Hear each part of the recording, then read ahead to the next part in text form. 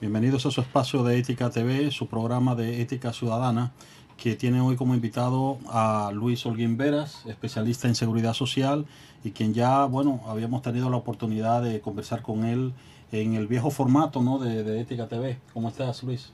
Bien, gracias a Dios, contento de estar nuevamente con ustedes y compartiendo con toda su teleaudiencia.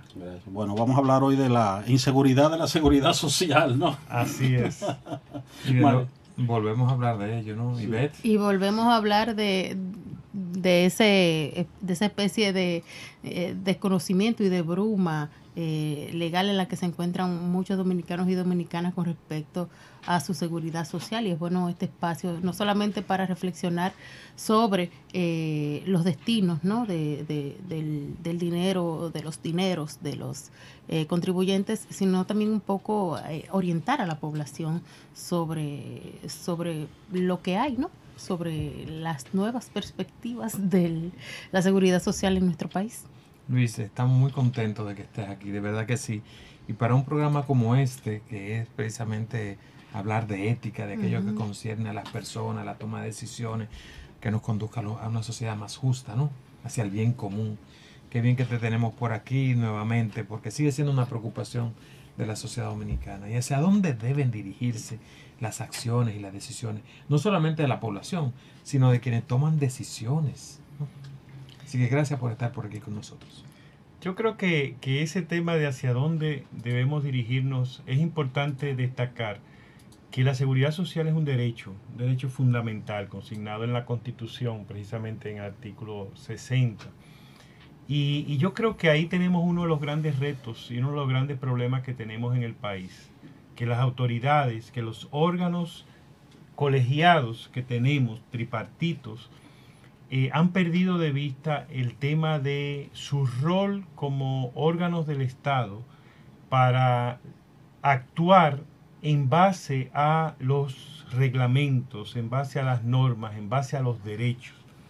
Y entonces hemos perdido de vista, o han perdido ellos eso de vista, y han estado legislando con acciones que varían sus fundamentos, sus estrategias, según convengan o no a ciertos sectores. Exacto. Siempre olvidando al afiliado, que es el sujeto principal de la seguridad social. Y ahí tenemos el gran problema que tenemos en el país con la implementación de este sistema dominicano de seguridad social, que muchas veces ha olvidado ese aspecto de derecho en las decisiones que se han tomado y en la misma legislación, porque la legislación tiene dispositivos que son contradictorios uno con otro y que son aprovechados para, en las regulaciones que se han producido, en los reglamentos, en las resoluciones, a beneficiar a unos, perjudicando siempre a la persona afiliada. A mí, en ese punto me gustaría que nos pudieras clarificar, porque uno entendería que está muy bien que en las sociedades se den espacios tripartitos de diálogo, ¿no? Porque la ley no lo define todo, ¿no?, en sus especificidades, sino que uno contaría con que se den esos diálogos de buena voluntad y orientado al bien común. Me imagino que por ahí tú enfatizarás, pero que sí el instrumento de que haya mesas de diálogo, claro, sin hipotecar algunos derechos que no están en la mesa, no deben estar en la mesa de diálogo, sino que lo que hay es que cumplirlo. Entonces me gustaría que tú abundes eso en el instrumento y qué son los requisitos mínimos para que realmente una mesa tripartita funcione en beneficio de la población. Yo creo que la fórmula tripartita es buena en términos de que concilia tres sectores que normalmente tienen intereses particulares. ¿Cuáles son los sectores? El ¿La sector seguridad? laboral, el sector gubernamental y el sector privado. Okay. Son los tres. Faltaría el de la ciudadanía, el de la expresado como en su... El del asegurado. El de sí. Se supone que está expresado en el laboral, ¿no? En el laboral, se supone. Lamentablemente, bueno, afortunadamente en el país ese modelo ha funcionado muy bien en el Infotep. La gobernanza del Infotep ha funcionado, el órgano tripartito, el consejo que dirige el Infotep, ha funcionado tradicionalmente, magistralmente, eficientemente con esa fórmula tripartita. Ahora bien, Cuando se ha trasladado ese modelo a la seguridad social, teniendo el sector empleador, el sector privado, una representación incluyendo el poder de veto a las decisiones del Consejo, siendo parte de ese sector actores importantes en las ARS y en las AFP y en las prestadoras de servicios de salud, pues entonces vemos que esa fórmula tripartita que funciona en organismos como el Infotep, en la seguridad social, pierde su efectividad y se convierte en un elemento que obstaculiza las decisiones. Y al margen de eso, tenemos entonces representantes del sector laboral y de otras organizaciones que no juegan su papel y que dejan pasar decisiones que afectan a sus representados, en este caso a las personas afiliadas a los trabajadores. Y no sabemos cómo los representantes del sector laboral han permitido que pasen resoluciones que violan derechos adquiridos, que derechos fundamentales de los afiliados. Entonces, el tripartismo en el Consejo de la Seguridad Social realmente no ha funcionado y lo vemos, lo demostré, es evidente en las reiteradas resoluciones que afectan a los afiliados y que estos representantes no han presentado oposición, más bien han sido permisivos a que se tomen esas decisiones, y por eso realmente consideramos que el tema de los derechos fundamentales, el énfasis que ha debido hacerse como prioridad a cumplir con los derechos, ha sido subordinado ante los intereses de los actores que participan en la seguridad social como negocios. Sabiendo esta ya discrepancia que hay entre los tres sectores, y a veces miramos que... Perdón, no dice discrepancia. Sí. Porque parece, digamos, en vista de que hay una discrepancia entre el representado y el representante en el diálogo tripartita, así es. Pareciera en ocasiones que se trata, bueno, yo que era un órgano tripartita me estoy enterando básicamente con tus reflexiones la vez pasada y ahora que nos los aclara, porque siempre pareciera que es un diálogo, valga la redundancia, entre dos, entre la parte de las aseguradoras y los médicos, que es donde se dan las mayores tensiones sobre digamos, la cobertura, sobre los honorarios, y básicamente lo que se hace público, ¿no? Son las tensiones que hay entre los intereses de la parte profesional y los intereses de la parte, pues, laboral. Y a mí sí, en eso, y retomando algo de lo que dice Ivette, en esta mesa tripartita, de alguna forma, la no claridad, como tú bien dices, en que el derecho fundamental del sistema, hay que preservar el derecho fundamental de la población a la salud, ¿no? Uh-huh. A una seguridad social digna. Exacto. Entonces, en eso parece no hay claridad. Por una parte, ni la defensa de los gremios laborales, claramente parece que las prestadoras han entendido que lo fundamental para ellos es el negocio más que el derecho a la salud de la población, y el gobierno de alguna forma no ha hecho su función de exigir para lo cual está, que es el atender a que los derechos de la ciudadanía sean preservados, ¿no? O sea, ahí realmente quizás ninguno de las partes ha cumplido su función sobre la base del horizonte fundamental que es el derecho digno. Porque se ha permitido que prioricen los intereses económicos de sus ganancias en las operaciones y no el satisfacer las necesidades de los afiliados, los derechos de los afiliados. ¿Y dónde quedamos los afiliados? Bueno, pues vamos a seguir con esta reflexión, hagamos una pequeña pausa y volvemos en breve.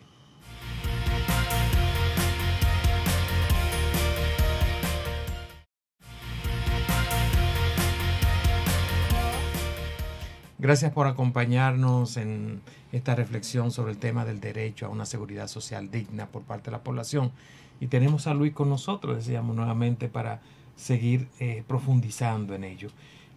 Hablábamos en el segmento anterior de lo fundamental que es que todos los actores tengan claramente que lo que hay que preservar es el derecho a una seguridad social y a una salud digna por parte de la población. tú querías abundar y especificar Sí. algunos elementos. Quería referirme al aspecto de cómo a veces se percibe que el problema en la seguridad social está siendo solo entre el grupo de los médicos y las ARS, pero en realidad hay múltiples aspectos de la seguridad social que han sido objeto de críticas, que han sido objeto de reclamos y que en la prensa nacional no se le hace el mismo espacio, no se reproducen, no se promueven y publican como logran hacerse cuando sectores como el sector médico hace la demanda que está haciendo, y es muchas veces porque no hay la apertura a aceptar como problema estos problemas que se están planteando, es que están existiendo y que se está incumpliendo. Entonces realmente, aunque ahora gracias al colegio médico y toda la fuerza que tiene en términos de incluso su poder de extorsión, de poder de hacer paros y presionar, que es innegable, pues reciben una cobertura mucho más fuerte y hacen visible el problema más que el problema que tenemos, por ejemplo, los servidores públicos, a quienes se nos niega un derecho adquirido y fundamental. Y pocos periódicos se han hecho eco, por ejemplo, de eso. Y los espacios a veces son muy tímidos en abrir a su teleaudiencia el tratamiento de estos temas. Pero en realidad la seguridad social tiene en sus distintos componentes puntos neurálgicos que están siendo conflictivos.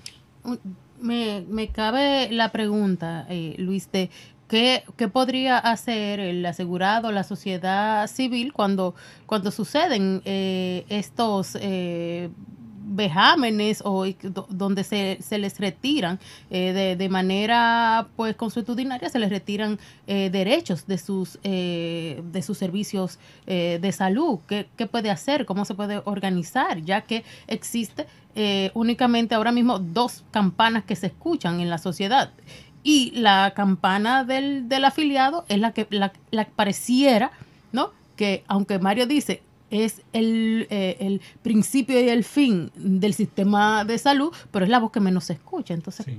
¿Cómo organizarse la sociedad civil para también ser, por lo menos que se escuche su voz? Yo creo que los afiliados tenemos que tomar conciencia de que estamos reclamando un derecho, de que tenemos que reclamar un derecho. Un derecho que siempre que no se cumpla debe ser demandado activamente por los afiliados. No podemos, nosotros en el país tenemos un gran problema, y es que confiamos en que nuestros representantes van a jugar el rol que deben jugar en los espacios de toma de decisión. Y esto, la experiencia nos está demostrando que no es así. Por eso muchas de las propuestas que se han hecho dentro de las líneas de propuestas de la Coalición por la Seguridad Social Digna van dirigidas a producir un cambio en la toma de decisión, en los órganos de decisión. Da pena que se haga una demanda a uno de los negocios insertados en la seguridad social y que parte de la defensa lo constituyan representantes de órganos públicos. Oye, que están para regular. Y están ahí actuando en contra del afiliado cuando su papel es proteger. Tenemos el caso de la CIPEN, el caso de la Superintendencia de Salud y Riesgos Laborales, que actúan como si fueran parte, como si fueran pareja estratégica de estos negocios, las ARS y las AFP, en contra de los afiliados, cuando deberían, por ser una institución del Estado que es el garante de los derechos fundamentales, por ende, son el garante de la seguridad social, del derecho a la seguridad social, deberían estar en el banco de los afiliados, peleando y defendiendo sus intereses del lado de los afiliados. Pero no, lo tenemos del lado de los... Y cuando uno entra a analizar las particularidades, por ejemplo, de los reglamentos, uno se encuentra con grandes incongruencias. Incongruencias que van dirigidas a favorecer los negocios y a perjudicar a los afiliados. Y ahí podemos en otro programa analizar lo que es el tema de la rentabilidad mínima garantizada, por ejemplo, que es algo que está contemplado en la ley como un beneficio de que tu fondo tiene que crecer en mes a mes en la gestión, en la administración de los fondos de pensión, y esa es su naturaleza. Para eso es lo que lo justifica. Sí. Sin embargo, cuando Sí, no, vamos no. a la fórmula permite una rentabilidad mínima calculada que puede ser un valor negativo. Es decir, que tu fondo puede decrecer según la fórmula que ellos diseñaron, pero en beneficio de quién? De las AFP, no con miras a garantizar. De hecho, en la primera 240 valores que la superintendencia calculó, en los primeros 240 meses que ellos calcularon la renta mínima que se debe garantizar, hay 20 valores negativos. Entonces no puede ser. Es una muestra de cómo el sistema se ha convertido en un sistema perverso que tiende hacia garantizar los intereses, mientras a los afiliados le deja sin ningún tipo de garantía y con las mismas o peores incertidumbres que la que teníamos antes del sistema. ¿Tú crees, Luis, que no hay desde el inicio ya una concepción distorsionada del sistema y para qué es? Sí. Bueno, Entonces, creo que inclusive, de hecho, no sé si en el núcleo de la ley está planteado la idea de que realmente la sostenibilidad del sistema es lo que Sí. importa. Desde- No tanto el cuidado Desde el del artículo ciudadano. 1, Ajá. desde el artículo 1 se refiere a eso que tú señalas. Cuando habla de la población beneficiaria, los afiliados, el artículo 1 lo menciona para decir que junto al Estado es el garante financiero del sistema. No dice que es el objeto, el sujeto del derecho a la seguridad social al cual todo ese sistema tiene que garantizar, tiene que cumplir. No, no, no.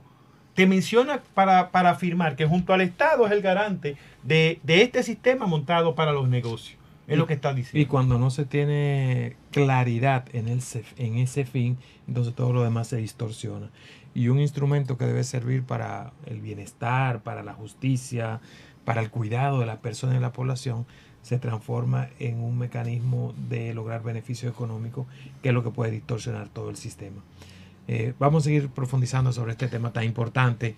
Vamos a hacer una pequeña pausa en este momento, así que no se vayan para seguir reflexionando con nosotros.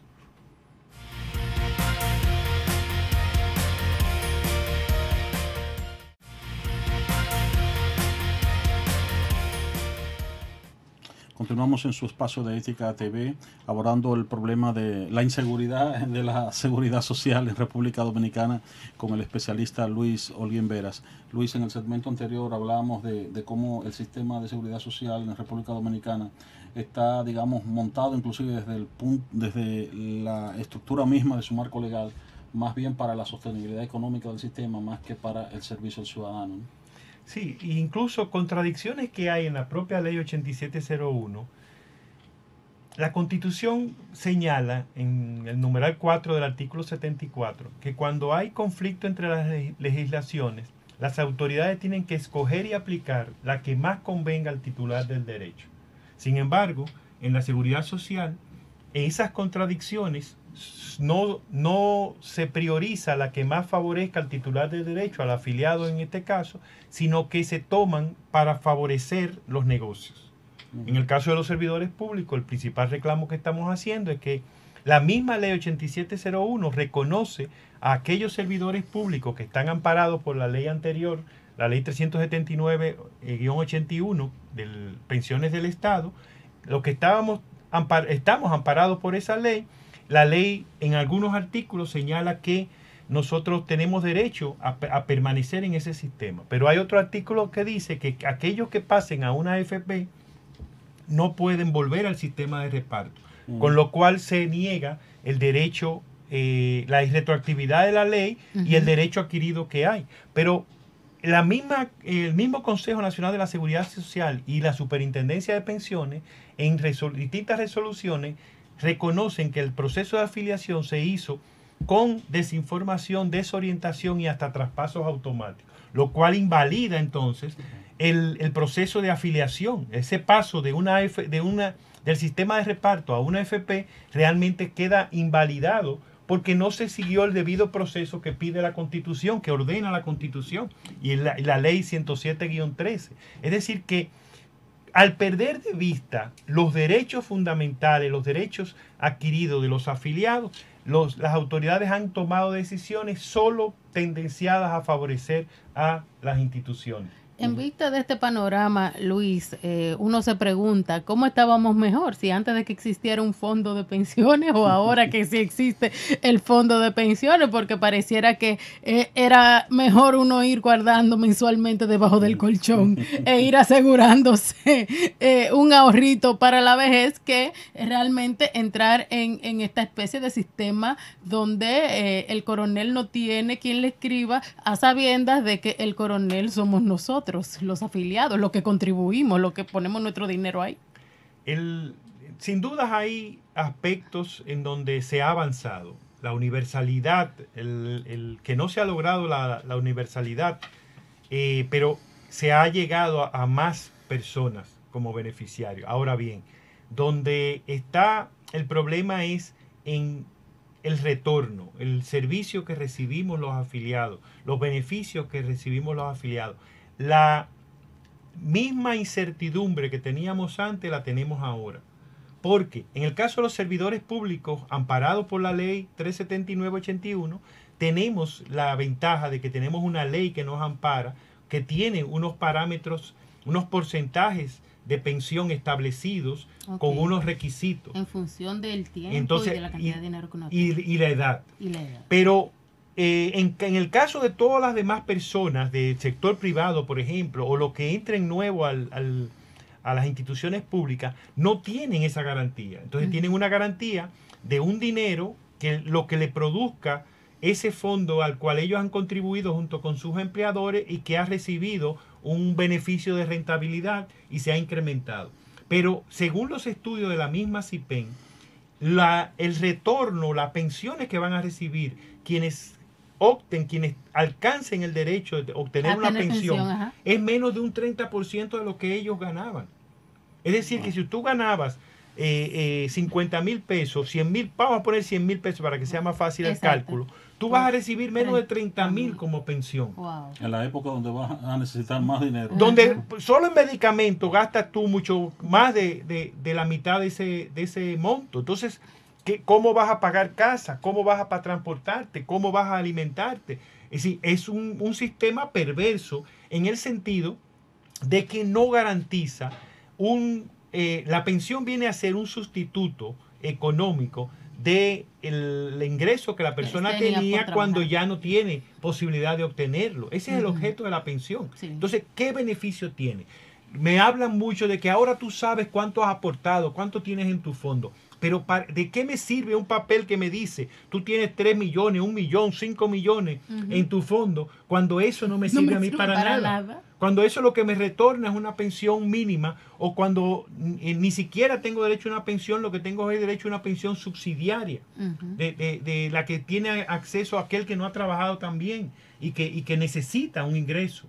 Pero realmente el sistema está en crisis, el sistema necesita una reforma integral que garantice ciertos parámetros, que tenga establecido márgenes, porcentajes del ingreso que va a recibir la persona que ha cotizado. Y hacia eso es que necesitamos que vayamos. ¿Tiene, Luis, algo que Chile que decirnos a nosotros sobre el futuro por donde debemos transitar?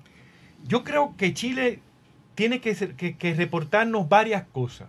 La primera es el empoderamiento de la población. Esa conquista que ha anunciado el presidente de Chile de reformas sustantivas al sistema de pensiones que ellos tienen y que nosotros copiamos aquí en gran medida, es un resultado de muchos años de protestas, de reclamos firmes, militantes, participativos. Los dominicanos tenemos que empoderarnos y participar, superar el miedo que tenemos asumido en nuestra cultura, en nuestra idiosincrasia, yo no sé. Y lo otro que tenemos que aprovechar de esa experiencia es la firmeza con que los funcionarios han asumido el tema y la respuesta a las propuestas que están dando. Nuestros funcionarios siguen siendo complacientes, simpáticos a los intereses de los sectores involucrados, los sectores insertados. Yo creo que es digno de analizar esa parte. Yo creo que ahí tenemos que aprender mucho. Y yo creo que el sector privado puede participar en modelos,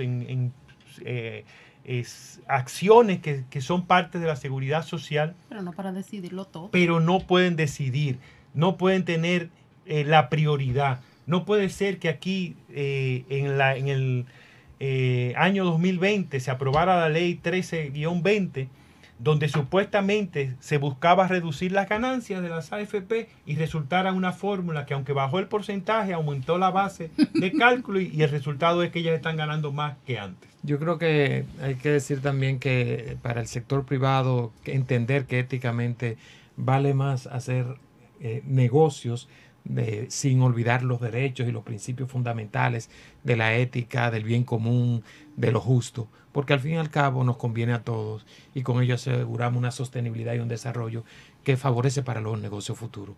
Te agradecemos mucho, Luis, por estar con nosotros y por ayudarnos a profundizar en este gran desafío que es uno de los grandes retos que tiene el país. Así que muchas gracias y a ustedes gracias por estar con nosotros.